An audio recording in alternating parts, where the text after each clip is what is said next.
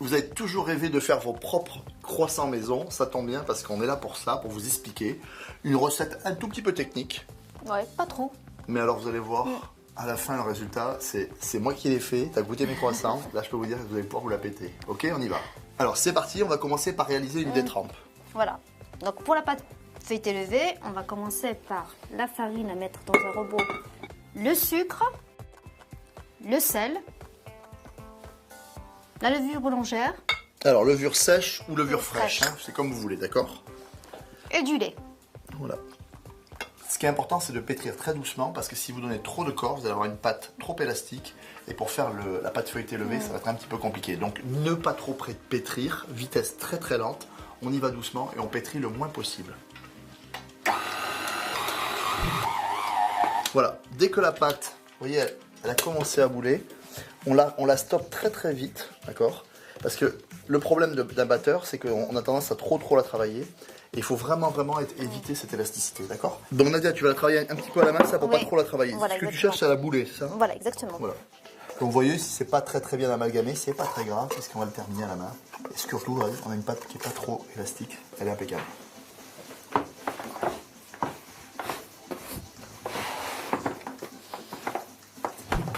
Voilà, c'est bon, c'est prêt. Je l'ai pas trop pétri, il faut pas. Voilà, vous voyez, hein, voilà. Légèrement un petit peu élastique, mais voilà, c'est normal. Hein. Ok. Alors là on le filme. Là, je le filme et je le laisse pendant toute une nuit au frigo. Alors, si vous êtes très pressé, 2 heures, mais idéalement, une nuit, c'est parfait. Hein, c'est parfait. La détrempe a bien reposé. Là, on voit qu'elle est beaucoup moins élastique. Et on va la mettre... Alors, je fleure légèrement. On va la mettre sur le poste de travail. Et maintenant, Nadia va faire le tourage. C'est ça? Oui.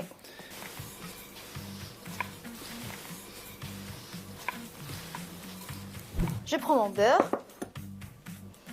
Là, il faut que le beurre soit un peu mou. Vous avez vu le beurre, hein, il est super mou. Hein.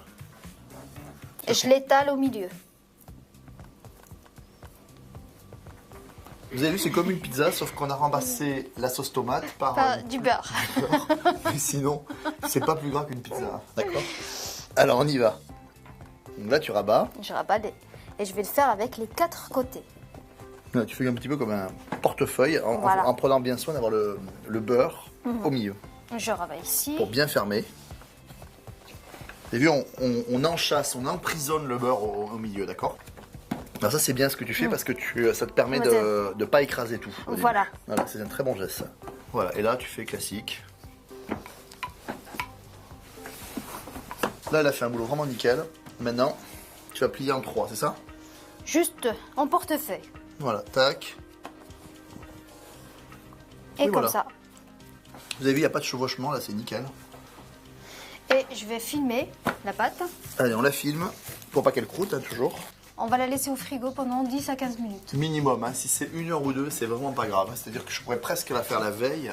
Et puis on laisse passer une nuit, puis demain on s'y remet, etc. D'accord? Allez, au réfrigérateur. Allez, hop, regarde. Toc. Alors un petit peu de farine, tu fleures légèrement. Et idem. Là, on a déjà 9 couches. Hein, on a fait 3 x 3, vous avez vu? Et là, elle va replier en 3. On va arriver à 27 couches différentes entre la détrempe et le beurre. Là, tu as terminé le deuxième tour. Ouais. Et ce qui est important, vous voyez, c'est que vous avez toujours un joli côté et un côté qui est un tout petit peu moins beau. Il vaut mieux mettre le côté vilain à l'intérieur. Là, on fait pareil. On plie en portefeuille en 3.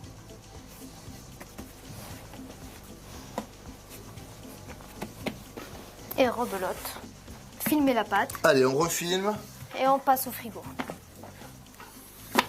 20 minutes minimum au frigo pour laisser vraiment entre les tours le temps de votre pâte de bien se reposer. Voilà, donc là on va attaquer le dernier tour. Donc là ici on a 27 couches différentes. Hein. Je te le mets ici sur le poste de travail. Et on va donner le dernier tour. Là c'est bon, c'est prêt. Nickel, troisième et dernier tour. On replie en 3.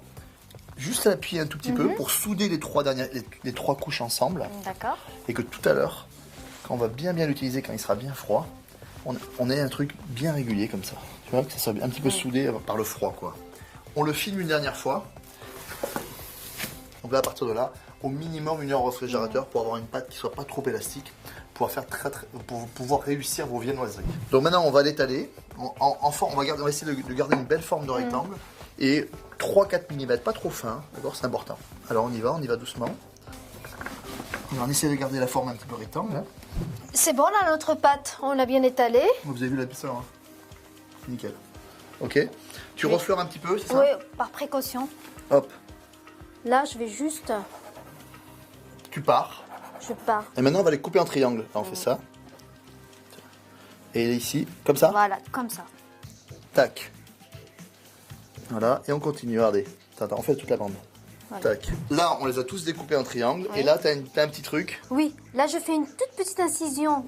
Bah, ça reste facultatif. 1 centimètre. Oui, voilà. C'est juste, ça m'aide à rouler le croissant en lui-même. Alors maintenant, tu vas mettre un tout petit peu d'eau, c'est ça, sur tes croissants. Ça aide, c'est facultatif, mais ça aide à coller. D'accord, légèrement. Hein. Voilà, c'est juste voilà, pour légèrement humidifier, vous voyez. Voilà. On prend les 2 pointes et on commence à rouler. Voilà, tu serres un petit peu quand même. Oui, je serre. Voilà. Et je roule. Et je peux tirer le bout comme ça pour avoir un joli croissant. Oh, c'est beau. Et alors, tu l'inclines un tout petit peu, voilà. Et je l'incline un petit peu comme ça. Comme c'est beau. Ils sont pas mignons nos petits croissants? Ils sont tout mimi. Tout mimi, tout plein. Maintenant, on va mettre du papier sulfurisé et on va les laisser pousser dans le coin le plus tiède de votre cuisine pendant une petite heure qui double de volume. Après un coup de dorure au four, vous allez voir, c'est trop simple, trop bon. Nos croissants ont bien poussé, ils ont pratiquement doublé de volume. Nadia est en train de les dorer. Elle a fait un mélange d'œufs entiers, tout simplement battu comme une omelette. Elle les dore, juste, mais pas trop. Et puis on va préchauffer notre four à 180 degrés et on va les cuire 15 à 20 minutes à 180 degrés. Et regarde, ces croissants, ils sont vraiment bien feuilletés. On voit vraiment que le boulot a été fait.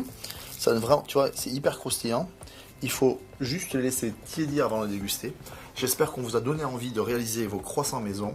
Franchement, c'est super bon. On peut même les préparer à l'avance, c'est-à-dire que vous pouvez les préparer congelés, crus. Puis après, vous les laissez pousser le dimanche matin. Vous levez à 5h du matin, tout va bien. Il faut ça à 8h quand une famille se lève. Ils seront des super croissants. C'est super délicieux. À très bientôt.